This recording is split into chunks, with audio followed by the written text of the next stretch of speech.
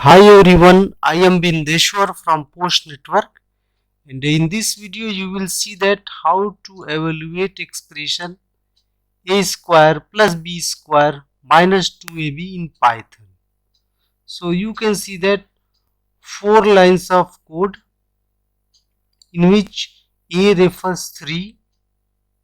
It means that wherever a will be used, value is 3. The same way b refers 2.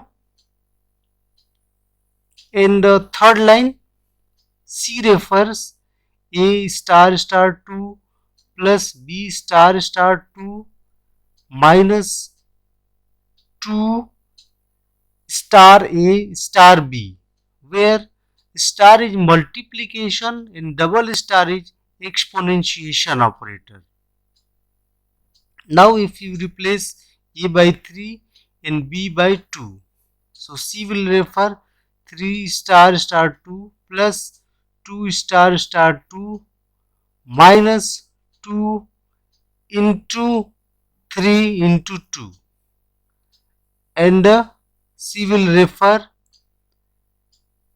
1, and finally print function will send value of C on the output screen, and the value of C will get printed.